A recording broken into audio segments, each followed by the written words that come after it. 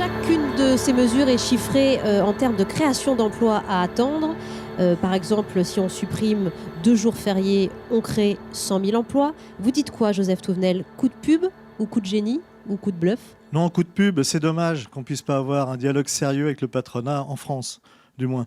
Nous sommes vus la semaine dernière sur l'agenda social, c'est-à-dire qu'on a regardé les gros sujets qui méritaient qu'on avance ensemble dessus. Pas tous les gros, visiblement. Et ces sujets-là n'y étaient pas. Donc soit ils ont eu une révélation pendant le week-end, merci Seigneur, soit ils font que de la communication, c'est ce que je crains, et ça c'est dommage. Par exemple, 2 jours fériés. Sait-on que la France n'a pas des jours fériés plus que les autres? On est dans la moyenne européenne, un petit peu en dessous. Par exemple, par rapport à nos amis allemands, qui est l'économie proche et qu'on aimerait avoir. Les Allemands en ont plus. Parce qu'on nous donne des chiffres nationaux pour l'Allemagne, oui, on oublie qu'on rajoute les régions. Joseph Touvenel, est-ce qu'il ne faut pas éviter de se comparer aux autres et se dire simplement que le manque à gagner des jours fériés, c'est 4 milliards d'euros en 2014? Alors je regarde quels sont les 3 pays d'Europe qui marchent le mieux. Oui. Excusez-moi, monsieur. La Suisse, attendez, l'Autriche, la Suisse et l'Allemagne. Je note que l'Autriche, la Suisse et l'Allemagne ont plus de jours fériés que nous. Et donc, ce n'est pas le sujet. Et sur les 1%, parce qu'il faut quand même répondre à ces 1% à ces créations d'emplois, c'est pas nouveau ça. Oui, alors moi, j'ai écrit à l'INSEE.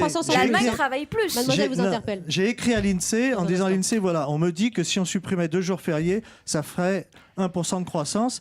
Mais alors, comment mesurez-vous le gain du repos des salariés pour éviter les arrêts maladie?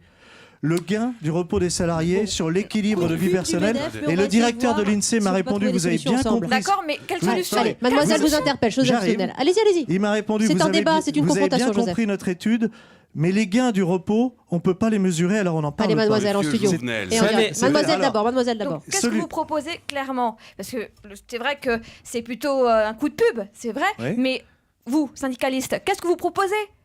Ça va faire combien de temps que vous êtes en syndicat? Ça fait déjà 3 ans qu'on manque de chaudronniers dans ce pays. Chaudronniers qui sont des gens qui aujourd'hui sont bien payés, qui sont employés dans l'aviation. Comment se fait-il que depuis 3 ans, des entreprises qui embauchent dans la... Si, non, c'est le métier. Il faut des études. Hein. Non, chaudronnier. Allez-y. Eh bien oui, comment se fait-il que dans ce pays, il n'y ait plus de formation qui répondent à la demande d'Airbus? C'est ça, on est d'accord. C'est absolument anormal que depuis 3 ans, une entreprise comme Airbus Industrie ou d'autres entreprises de pointe, où on est bien payé, où on est bien rémunéré, où on fait un travail pour l'exportation, ne puisse pas embaucher. Là, c'est un fond de problème. Voilà, un des sujets. Deuxième sujet, que le MEDEF cesse de mentir. Alors, il est capable de travailler. Là, j'ai un document, réinventer la croissance, avec des solutions.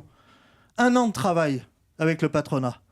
Et en aucun cas, on amuse la galerie avec la durée du travail. Il faut savoir que la durée du travail. Mais qu'est-ce qui vous énerve? C'est la forme ou c'est le fond, Joseph? C'est le fait qu'il ne vous ait pas parlé ouvertement droit dans les yeux de ses propositions? C'est le fait qu'ils amusent juste que ça ne marchera pas. En France, la durée du travail, à partir de 35 heures, on peut gagner plus. La durée moyenne, c'est 39 heures. C'est 39,4 heures. Et encore, on ne compte pas tous ceux qui travaillent chez eux avec leur ordinateur, etc. Allez, expliquez-vous face aux auditeurs. Vous dites